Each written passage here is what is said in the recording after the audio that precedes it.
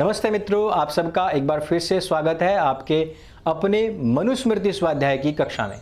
हमने पिछली कक्षा में बात की थी किस प्रकार से जितने भी भ्रष्ट अधिकारी हैं उनको किस प्रकार दंड देना चाहिए, किस प्रकार से अपने कर्मचारियों को सैलरी देनी चाहिए, उनको क्या क्या देना चाहिए, किस बेस पर देना चाहिए, पेंशन कैसी होनी चाहिए, पेंशन किसको दी जानी चाहिए, किसको नहीं दी जानी चाहिए, किस प्रकार से जो आजकल हम कहते हैं महिला सशक्तिकरण, उस महिला सशक्तिकरण में जो महिलाओं का अपने पैरों पर खड़ा होना, अपनी आजीविका स्वयं कमाने तक के लिए उसको पूरी तरीके से तैयार होना, ये सब चीज़ें हमने पिछले श्लोकों में पढ़ी हैं। महिलाओं के लिए भी पुरुषों के बराबर ही सैलरी का प्रावधान था, जो कि आजकल नहीं है।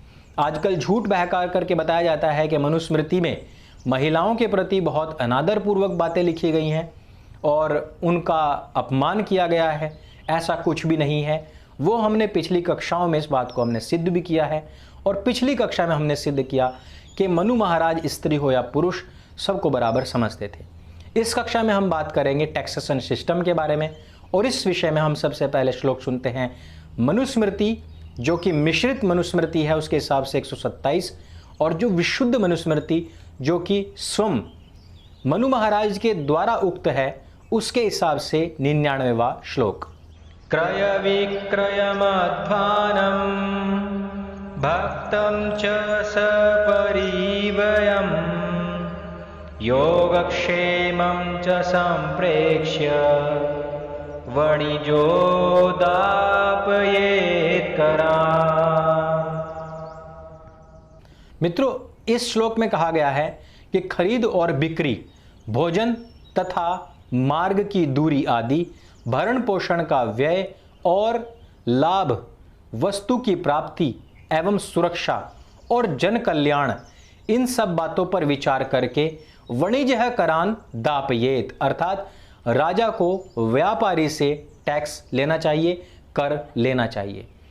किस प्रकार से? जो खरीद होती है, बिक्री होती है, भोजन है, मार्ग की दूरी है, कितना मार्ग आप चल करके आए हो, और भरण पोषण का व्यय, यानी कि आपके अपने ऊपर जितना आपने भरण पोषण को लेकर के व्यय किया है उसके ऊपर टैक्स, और जितना आपको लाभ मिला है, जो बेनिफिट है आपका, उसके ऊपर टैक्स, वस्तु की प्राप्ति एवं सुरक्षा और जन कल्याण, इन सब बातों पर विचार करके टैक्स लेना चाहिए। आजकल हम देखते हैं मार्ग की दूरी जिस प्रकार से इसमें बताई गई है, यानी कि जो हम टोल टैक्स लेते हैं, खरीद और बिक्री, क्रय विक्रयम, जो खरीद और बिक्री है उसके ऊपर टैक्स होना चाहिए।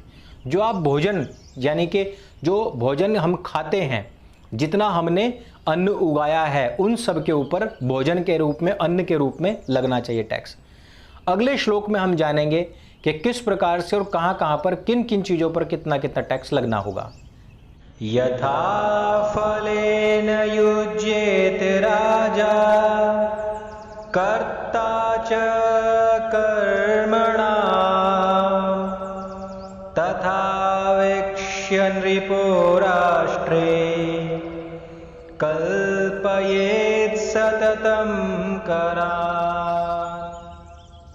तो मित्रों, 100वें श्लोक में बताया गया है कि जैसे राजा और कर्मों का कर्ता राजपुरुष व प्रजाजन, प्रजा जो है, सुख रूप फल से युक्त होवे, वैसे विचार करके राजा एवं राज्यसभा राज्य में कर स्थापन करे, अर्थात जो जो जैसा जैसा कमाता है उसी उसी रूप से उससे टैक्स ले। अगले श्लोक के माध्यम से सुनते हैं।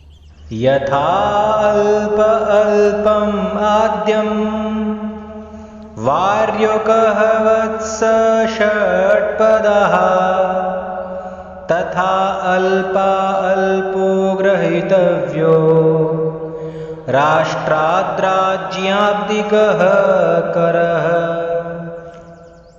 यहां पर मनु महाराज कहते हैं जैसे कि जोंक, बछड़ा और भंवरा, अल्प अल्पम आद्यम अदंती, अर्थात थोड़े थोड़े भोग्य पदार्थ को ग्रहण करके करते हैं, वैसे ही राजा भी प्रजा से थोड़ा थोड़ा ही वार्षिक कर लेवे।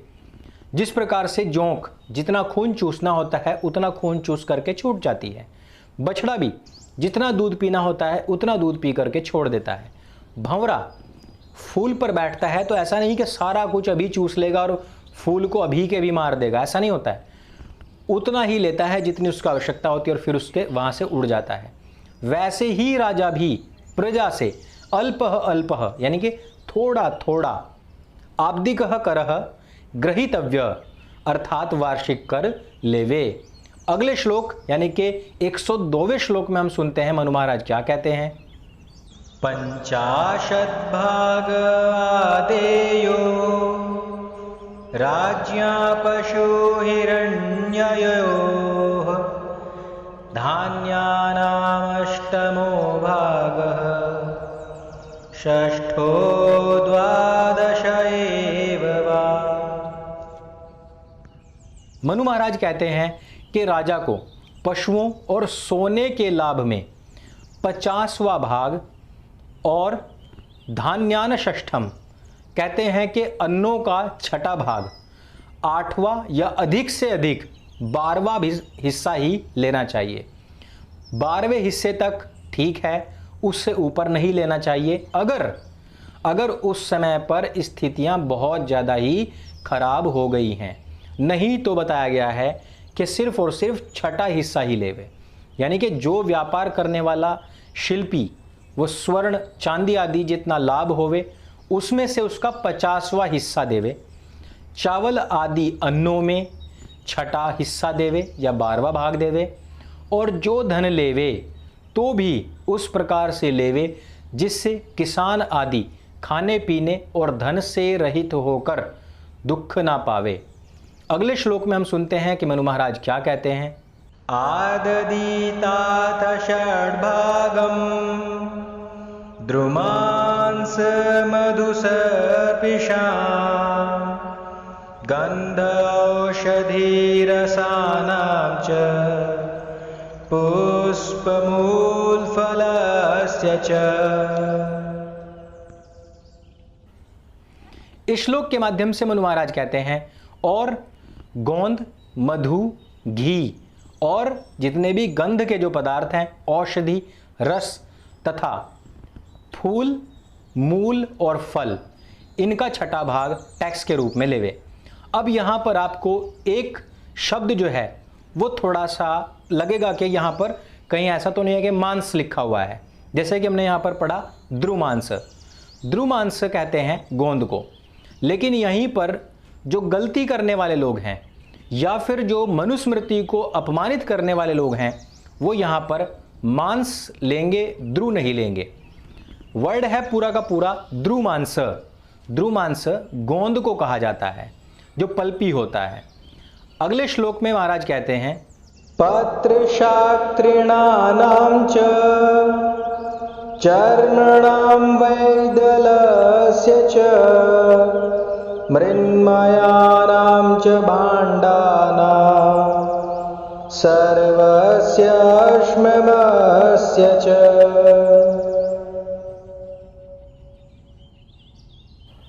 श्लोक के माध्यम से मुझे महाराज कह रहे हैं कि और जो वृक्ष पत्र हैं, शाक है, तृण है, जो चमड़ा है, बांस निर्मित वस्तुएं हैं और मिट्टी के बने हुए बर्तन और सब प्रकार के पत्थर से निर्मित पदार्थ हैं, इनका भी छठा भाग लेवे।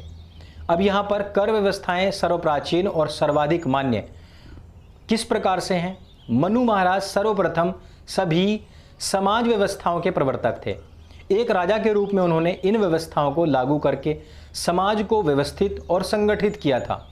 अन्य व्यवस्थाओं की तरह जिस कर व्यवस्था का निर्धारण उन्होंने किया था लगभग वैसी ही आज भी चली आ रही है। इससे हमें पता लगता है कि मनु की जो व्यवस्थाएं हैं और मनुस्मृति की समाज में जो मान्यता है वो सर्वोच्च क्यों है।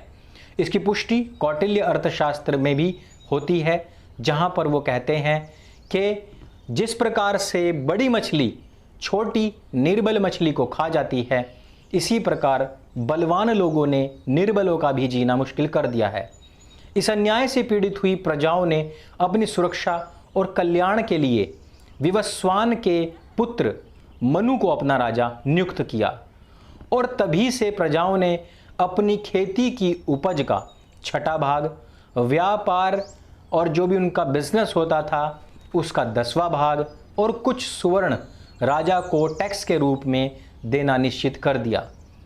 इस कर को पाकर के राजाओं ने प्रजाओं की सुरक्षा और कल्याण की सारी जिम्मेदारी अपने ऊपर स्वीकार कर ली। इस प्रकार से निर्धारित टैक्स यानी कि कर और दंड व्यवस्थाएं जो हैं वो प्रजाओं के कष्टों का निवारण करने और उनका कल्याण करने में सहायक सिद्ध होती हैं। अर्थात जब मनु महाराज ने इस पूरी व्यवस्था को लागू नहीं किया था, उस समय पर जो ताकतवर लोग थे, वो लोग जो निर्बल लोग थे, जो कमज़ोर लोग थे, उनका जीना मुहाल कर देते थे। ऐसे में मनु महाराज ने एक व्यवस्था बनाई और तब जाकर के उन सब की सुरक्षा की जिम्मेदारी स्वयं ली, लेकिन उन्होंने सब पर उनकी इनकम के हिसाब से जो कुछ भी उनकी इनकम थी, जिस पदार्थ की उनकी इनकम थी, उसी हिसाब से उनसे टैक्स लेना शुरू कर दिया था। इस प्रकार से हम समझ पाते हैं कि मनु महाराज और जो भारतीय व्यवस्था है ये क्यों इतनी पुरानी है। अब हम थोड़ी सी बात करते हैं आज के समय में जो कुछ भी चल रहा है। यह जो हमने मनुस्मृति के हिसाब से 132वां श्लोक पढ़ा है और विशुद्ध मनुस्मृति के हिसाब से 104वां, इसमें एक जगह पर बात आई है कि चमड़े के ऊपर छठा भाग देना चाहिए। अब यहाँ पर चमड़े से मुझे एक बात याद आती है कि मनुस्मृति के कुछ पन्ने जलाने वाले जो लोग हैं, जिनको हम एससी समाज के लोग कहते हैं, एससी कहते हैं, वो लोग अक्सर क्या कहते हैं? वो लोग कहते हैं कि हमसे ज़बरदस्ती चमड़ा उधड़वाया जाता था, हमसे मृत प्राणी उठवाए जाते थे, इस प्रकार से कहते हैं। तो अब उन्होंने क्या किया? अब उन्होंने यह मृत प्राणी उठाने बंद कर दिए हैं, चमड़ा उतारना बंद कर दिया। अब क्या कर रहे हैं वो? अब वो नौकरियों की तैयारी कर रहे हैं। किस नौकरी की तैयारी कर रहे हैं? कहीं पर किसी फैक्ट्री में, कहीं किसी ऑफिस में जा कर के। क्या उनकी अभी हाल फिलहाल कोई नई इन्वेंशन आपको देखने को मिल रही है? बहुत बड़े साइंटिस्ट बन गए हों, नासा पहुंच गए हों, इसरो पहुंच गए हों? वैसा तो कुछ नहीं है ना। हुआ क्या है कि ये सारा कुछ उन लोगों ने एक प्रोपेगेंडा बनाया जिन लोगों को इन लोगों का ये बिजनेस छीनना था। आजकल आप एक देखते हैं व्यक्ति, उसका नाम है KRK का इतना बड़ा चमड़े का व्यापार है जिसकी कोई थाह नहीं है। मतलब वो बहुत पैसे वाला व्यक्ति है और उसका खुद का चमड़े का बहुत बड़ा बिजनेस है। यानी कि जो लोग स्वयं एक बिजनेसमैन थे, जो चमड़े के बहुत सारे पदार्थ बनाया करते थे, बहुत सारे सामान बनाया करते थे, वो आजकल दूसरों की नौकरियां करने के लिए पढ़ाई कर रहे हैं, लिखाई कर रहे हैं, फिर उसमें भी हर तरीके के आरक्षण की डिमांड कर रहे हैं, फिर प्रमोशन में भी आरक्षण की डिमांड कर रहे हैं।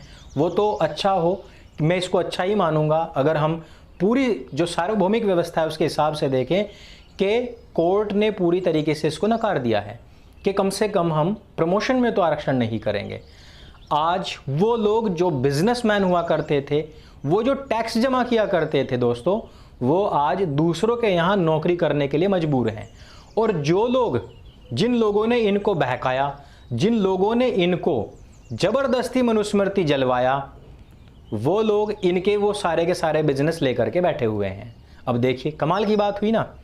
अब दूसरी बात पर आता हूं कि मनुस्मृति में हमने इस बात को पिछले 7 अध्यायों में सिद्ध करके दिखाया। ये 7वां अध्याय चल रहा है, 104वां श्लोक भी चल रहा है कि मांसाहार के लिए मनुस्मृति में कोई स्थान नहीं है। हाँ, हिंदू जो मजहब है उसमें तो बहुत लोग खाते हैं, बलि भी देते हैं। वो हिंदू एक समाज है, एक कल्ट, एक मजहब है, लेकिन सनातन वैदिक धर्म के अंदर मांसाहार का कोई स्थान नहीं है और मनुस्मृति इस बात को सिद्ध करती है। ये लोग ये तो बताते हैं कि हमसे चमड़ा उतरवाया जाता था, लेकिन दूसरी तरफ ये भी आरोप लगाते हैं कि हिंदुओं के ग्रंथों में मांसाहार लिखा गया है। तो अब मुझे ये बताइए कि वो मांसाहार के लिए मांस काटता कौन था? तो ये इस बात को कभी स्वीकार नहीं करेंगे कि मांस हम लोग काटते थे, ना जी ना, बस हम तो चमड़ा उतारते थे मृत प्राणियों से। अच्छा, मृत प्राणी जो पड़ा हुआ है, जिसकी सांस थम चुकी है, जो पूरी तरीके से मिट्टी हो चुका है, उसका चमड़ा उतार सकते हैं, उसको खा नहीं सकते, उसका मांसाहार नहीं किया जा सकता। तो ब्राह्मण तो इस काम को करता नहीं था, तो इसको करता कौन था? मांस का जो काम था, ये जो हत्ते लगाने का, खुखरी का काम, जो मांस टांगने का काम था, बेचने का काम था, ये किसका था, ये भी ये मूर्ख लोग नहीं बताते हैं। इसका कारण यही है कि मृत प्राणियों से चमड़ा उतार करके उनका तो बहुत जगह पर प्रयोग किया जाता था।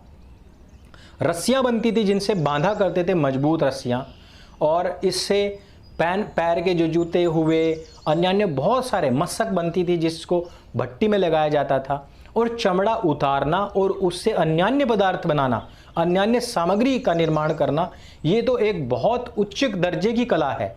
लेकिन इसको कह दिया गया नहीं, ये तो गंदा काम है जी, हमसे तो ज़बरदस्ती करवाया गया, ये हम नहीं करेंगे। इस प्रकार से इनके जो डबल स्टैंडर्ड हैं ये यहाँ पर उजागर होते हैं। यदि चमड़ा इनसे उतरवाया जाता था तो मांस के लोथड़े करवाना, जिंदा पशु को कटवाना, वो भी तो इन्हीं का काम रहा होगा। लेकिन वो तो कहीं से कहीं तक नहीं बताया जाता है, क्योंकि वो था ही नहीं। इस प्रकार से हमें पता लगता है कि इन लोगों का मूर्ख बना करके केवल और केवल इनके परंपरागत जितने भी बिजनेस थे उन सबको छीन करके कुछ लोगों ने उनके ऊपर एकाधिकार बना लिया है, कायम कर लिया है। और ये लोग अब दर दर जो कहते हैं ना कि 9 काम नौकरी के 10वां हाजी का, और उत्तम खेती मध्यम बान, अधम चाकरी भीख समान, वो अधम चाकरी भीख समान करने के लिए मजबूर हो गए हैं और उसके लिए सड़कों पर निकलते हैं, आगजनी कर रहे हैं, ट्रेन रोक रहे हैं, पटरियाँ उखाड़ रहे हैं, पत्थरबाजी कर रहे हैं, और जो सार्वजनिक संपत्ति है उसमें आग लगा रहे हैं कि हमें इनसे भी कम मार्क्स में पास किया जाए ताकि हम ये अधम चाकरी भीख निदान कर सकें। तो इस कक्षा में मात्र इतना ही। अगली कक्षाओं में हम और आगे बढ़ेंगे और जो मनु महाराज के संदेश हैं उनको सुनेंगे। मेरे संग बोलिए, सत्य सनातन वैदिक धर्म की जय। कृण्वन्तो विश्वमार्यम।